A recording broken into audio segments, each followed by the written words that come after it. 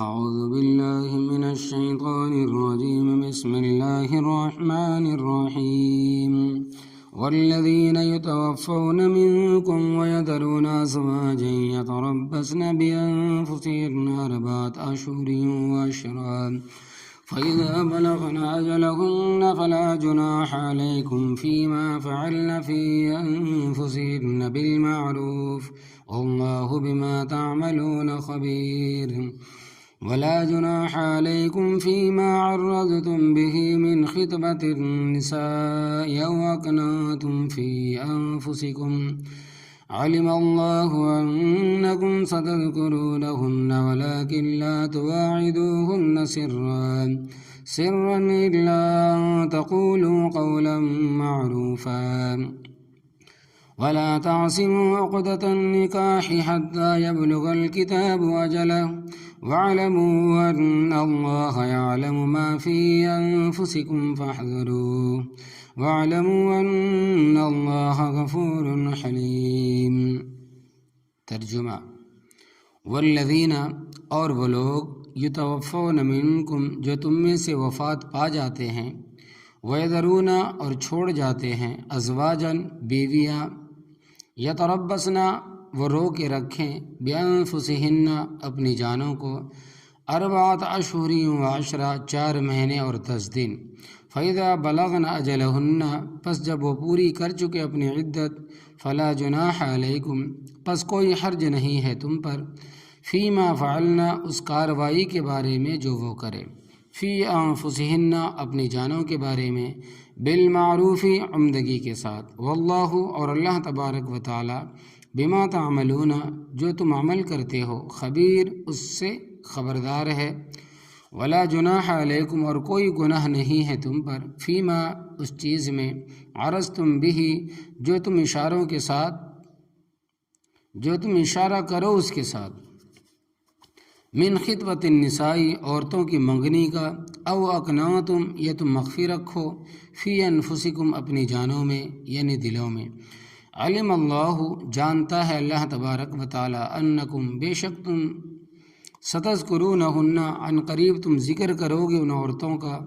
ولیکن لا تواعدوہن، اور لیکن نہ وعدہ کرو تم ان کے ساتھ، سرًا، پوشیدہ، الا ان تقولوا، مگر یہ کہ کہو تم، قولا معروفا، بات بھلی، ولا تعزموا، اور نہ ارادہ کرو تم، عقدۃ النکاح، نکاح کی گروہ کا، حتی یبلغ الکتاب، یہاں تک کہ پہنچ جائے تحریر اللہ تبارک و تعالیٰ کی طرف سے، اجلہ، اپنی میعاد کو، وعلموا، اور جان لو تم، ان اللہ، بے شک اللہ تبارک و تعالیٰ، یعلم، جانتا ہے، ما فی انفسکم، جو تمہارے دلوں میں ہے، فاحذروہ، پس تم اللہ تبارک و تعالیٰ کی مخالفت سے بچو، وعلموا، اور تم جان لو، ان اللہ غفور حلیم، بے شک اللہ تبارک و تعالیٰ بخشنے والا اور تحمل کرنے والا بردبار ہے۔ عدت کے مسائل۔ پہلے مطلق عورتوں کا ذکر تھا، اگر ان کو طلاق ملے تو ان کی کیا عدت ہے، جس کی تفصیل تم سن چکے ہو۔ اب اس عورت کی عدت کا ذکر ہے جس کا خاوند فوت ہو جائے، یعنی کہ انتقال کر جائے، مر جائے۔ اگر خاوند کے فوت ہونے کے وقت عورت کے پیٹ میں بچہ ہے تو جب بچہ پیدا ہوگا اس کی عدت اس وقت ختم ہو جائے گی۔ فرض کرو خاوند کی وفات کے 2 دن یا 3 دن بعد بچہ پیدا ہوتا ہے تو اس عورت کی عدت ختم ہو جائے گی، یا اس کی وفات کے 6 یا 7 8 ماہ بعد بچہ پیدا ہوتا ہے تو اس کی عدت اسی وقت ختم ہوگی جب بچہ پیدا ہوگا۔ اور اگر اس کے پیٹ میں بچہ نہیں ہے تو اس کی عدت ہے 4 مہینے 10 دن، اور یہ 4 مہینے 10 دن چاند کے اعتبار سے مکمل ہوں گے۔ تو ضابطہ یہ ہے کہ جو عورت کا خاوند فوت ہو جائے، انتقال کر جائے، مر جائے، اگر حاملہ ہے تو اس کی عدت ہے وضع حمل، یعنی بچے کی پیدائش، اگر حاملہ نہیں ہے تو پھر 4 مہینے 10 دن ہے۔ تو فرمائے کہ والذین یتوفون، اور وہ لوگ جو فوت ہو جاتے ہیں، مر جاتے ہیں، انتقال کر جاتے ہیں، منکم، تم میں سے، وَيَذَرُونَ أَزْوَاجًا، اور چھوڑ جاتے ہیں عورتیں، یتربصن، رو کے رکھیں وہ عورتیں، بِأَنفُسِهِنَّ، اپنی جانوں کو، 4 اشہر وعشرہ، 4 مہینے اور 10 دن، جبکہ وہ حاملہ نہ ہو، حضرت عبداللہ ابن مسعود رضی اللہ تعالیٰ عنہ کی فقاہت۔ حضرت عبداللہ ابن مسعود رضی اللہ تعالیٰ عنہ کوفے کے گورنر تھے۔ ان کے سامنے مقدمہ پیش ہوا، ایک شخص نے ایک عورت کے ساتھ نکاح کیا ہے، لیکن نکاح کے وقت مہر یاد نہیں رہا اور خاوند فوت ہو گیا۔ یاد رکھنا کہ نکاح مہر پر موقوف نہیں ہے۔ نکاح کی دو بنیادی شرطیں ہیں۔ نمبر 1، شرعی طور پر 2 گواہ ہوں، شریعت کے طور پر 2 گواہ ہوں۔ نمبر 2، ایجاب و قبول ہو جائے۔ یہی 2 چیزیں نکاح میں ضروری ہے، واجب ہے۔ نکاح ہو جائے گا، باقی چیزیں موقوف علیہ نہیں ہے۔ اگر اس وقت مہر مقرر نہیں ہوا تو بعد میں مہر مثلی، یہ جو آپس میں طے ہو جائے، دینا پڑے گا۔ اور عورت کی رخصتی بھی نہیں ہوئی اور خاوند فوت ہو گیا ہے، فوت ہو گیا۔ حضرت آپ سے 3 شکوں کا سوال ہے۔ پہلی شک یہ ہے کہ اس عورت کی عدت ہے یا نہیں۔ دوسری شک یہ ہے کہ اس عورت کو خاوند کی جائیداد میں سے وراثت کا حصہ ملے گا یا نہیں ملے گا۔ تیسری شک یہ ہے کہ اس عورت کے لیے مہر ہے یا نہیں، کیونکہ نکاح کے وقت مہر مقرر نہیں ہوا تھا۔ حضرت عبداللہ ابن مسعود رضی اللہ تعالیٰ عنہ نے فرمایا کہ مجھے اس مسئلے پر کوئی حدیث بھی یاد نہیں اور قرآن پاک میں بھی اس پر کوئی صریح حکم نہیں، لہذا مجھے کچھ مہلت دو، میں سوچوں گا۔ امت میں سب سے زیادہ فقیہ حضرت عبداللہ ابن مسعود تھے اور ساری امت میں سب سے بڑے مفسر بھی حضرت عبداللہ ابن مسعود رضی اللہ تعالیٰ عنہ ہی تھے۔ وہ فرماتے ہیں مجھے مہلت دو، تو ان لوگوں نے کہا کہ حضرت ٹھیک ہے، اب غور فرما لیں۔ چنانچہ حضرت عبداللہ ابن مسعود رضی اللہ تعالیٰ عنہ نے کئی دن اس مسئلے پر غور کیا اور ان کو طلب فرمایا، فلاں دن آنا عدالت میں، تمہیں مسئلے کا جواب اور فتویٰ ملے گا۔ لوگ اچھے خاصے اکٹھے ہو کر آئے، مسئلہ پیچیدہ تھا۔ حضرت عبداللہ ابن مسعود رضی اللہ تعالیٰ عنہ نے فرمایا کہ میرے علم کے مطابق قرآن پاک میں بھی اس کا حکم نہیں اور جو حدیث مجھے معلوم ہے ان میں بھی اس کا صریح حکم نہیں۔ میں نے اس سلسلے میں اجتہاد اور قیاس کیا ہے اور اپنے اجتہاد اور قیاس سے فیصلہ کرتا ہوں، اس عورت کو مہر مثل ملے گا۔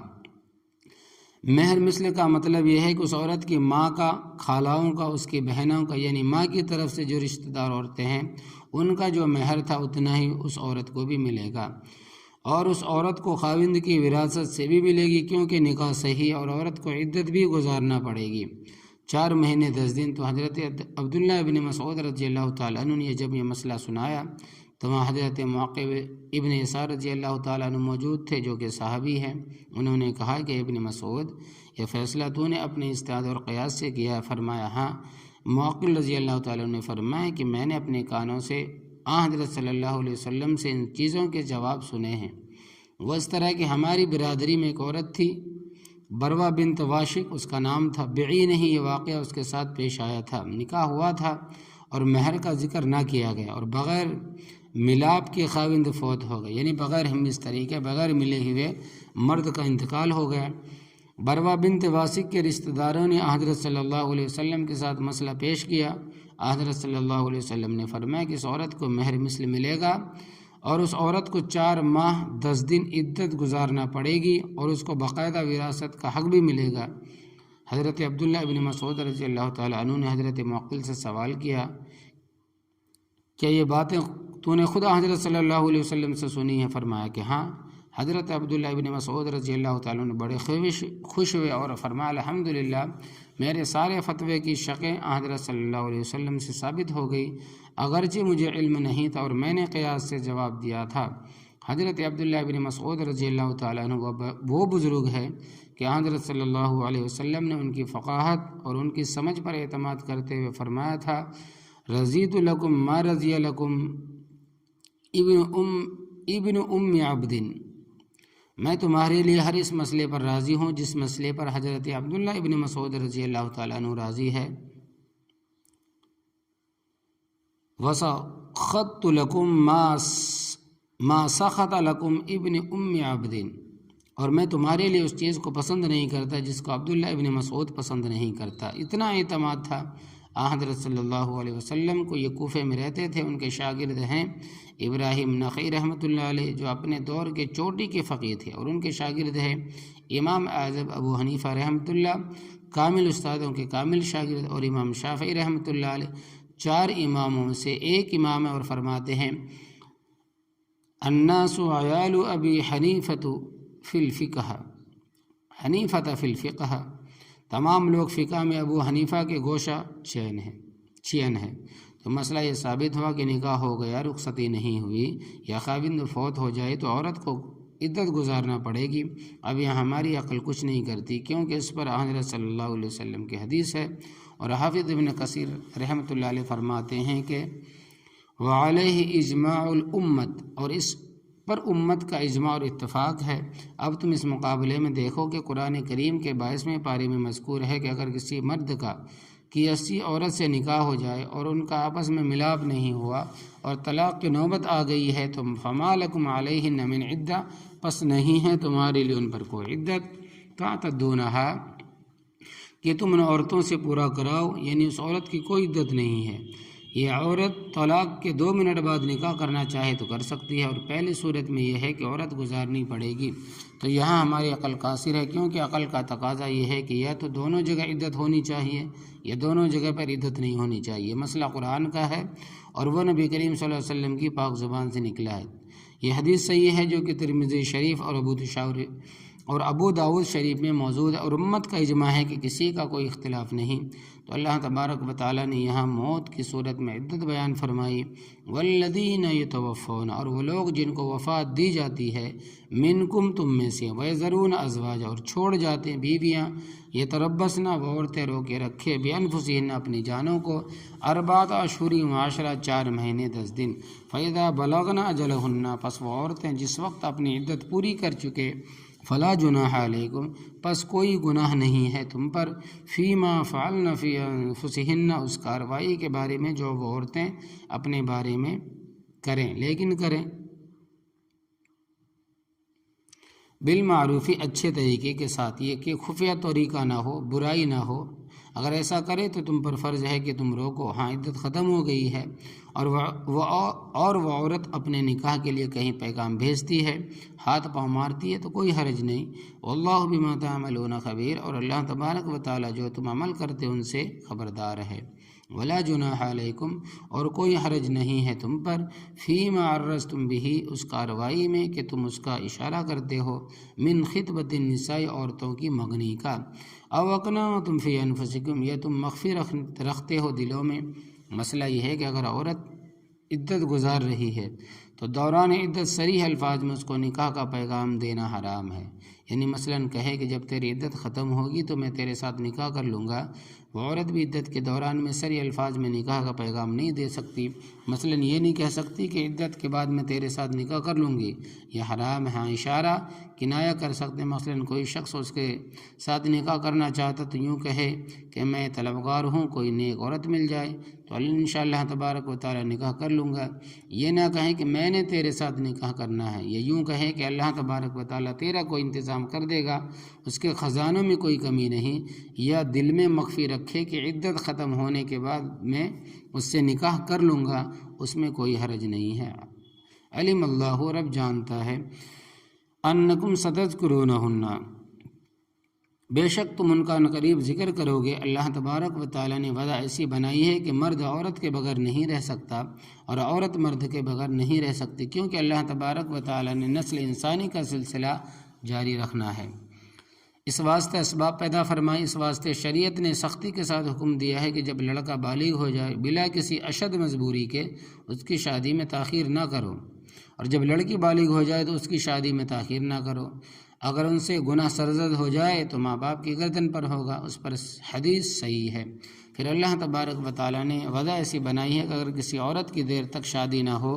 تو رحم کا جو نظام ہے اس میں گڑبڑ ہو جاتی ہے، تو عورت اولاد جننے کی قابل نہیں رہتی۔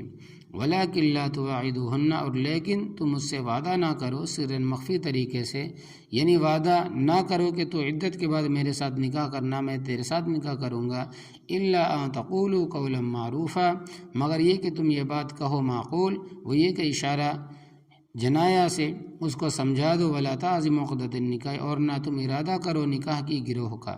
حتیٰ یبلغ الکتاب اجلہ، یہاں تک کہ پہنچ جائے کتاب اپنی مدت تک۔ دوران عدت نکاح حرام ہے۔ عدت کے اندر نکاح کرنا بڑا سنگین مسئلہ ہے۔ فقہائے کرام رحمۃ اللہ علیہ تصریح فرماتے ہیں اگر کسی عورت کی عدت ختم نہیں ہوئی کسی عورت کی عدت ختم نہیں ہوئی، چاہے طلاق کی عدت ہو یا وفات کی، اور نکاح خواں کو علم ہو، کو نکاح پڑھانے والوں کو علم ہو کہ اس کی عدت ابھی ختم نہیں ہوئی، اس کا آگے کسی کے ساتھ نکاح پڑھا دیا تو نکاح خواں مرتد ہو گئے، یعنی نکاح پڑھانے والا کافر ہو جائے گا اور اس کا اپنا نکاح بھی خود بخود ٹوٹ جائے گا۔ اور جو گواہ اس مجلس میں موجود ہے، اگر ان کو بھی علم ہے کہ اس عورت کی عدت ابھی ختم نہیں ہوئی تو ان کا نکاح بھی ٹوٹ گیا اور مرتد ہو گئے، پہلی ساری ناکیاں برباد ہوگی، از سر نو کلمہ پڑھنا اور دوبارہ اپنے نکاح کی تجدید کرنا ضروری ہوگا۔ اور اس مجلس میں جتنے لوگ شریک ہیں، اگر ان کو بھی علم ہے کہ اس عورت کی عدت ختم نہیں ہوئی اور اس کے باوجود اپنی رضا سے اس مجلس میں بیٹھے ہیں تو ان سب کے نکاح ٹوٹ گئے، اس واسطے کہ عدت کے دوران نکاح کرنا حرام ہے اور حرام کو حلال سمجھنا کفر ہے۔ اگر علم نہیں ہے تو پھر نکاح نہیں ٹوٹتا، کیونکہ لا یکلف اللہ نفسا الا وسعها، اللہ تبارک و تعالیٰ کسی نفس کو اس کی طاقت سے زیادہ تکلیف نہیں دیتا۔ بعض لوگ ایسے ہیں کہ عورت اغوا کی اور کہتے ہیں کہ نکاح پڑھا دو، اور نکاح خواں کے لیے بھی ضروری ہے کہ ایسے نکاح کا اقدام نہ کرے۔ وعلم، اور تم جان لو کہ ان اللہ یعلم ما فی انفسکم، بے شک اللہ تبارک و تعالیٰ جانتا ہے جو تمہارے دلوں میں ہے۔ فاحذروہ، اور اللہ تبارک و تعالیٰ کی مخالفت سے بچو، ڈرو، رب تعالیٰ کی نافرمانی سے بچو۔ وعلموا، اور جان لو، ان اللہ غفور، بے شک اللہ تبارک و تعالیٰ بخشنے والا بھی ہے، جو گناہ کر کے معافی مانگے رب بخشے گا۔ حلیم، تحمل والا ہے، اگر فوری طور پر سزا نہیں دیتا، اس کے لیے بڑا حوصلے والا ہے، اس لیے کہ بہت بڑا حوصلے والا ہے، اس لیے کہ تحمل سے دھوکہ نہ کھانا کہ ہم بچ گئے۔ یہ اللہ تبارک و تعالیٰ نے ہمیں ہماری زندگی کے حکام بتائے، لہذا ہم سب کو، مسلمانوں کو سمجھنا چاہیے اور ان پر عمل کرنا چاہیے۔ اللہ عمل کی توفیق عطا فرمائے، آمین۔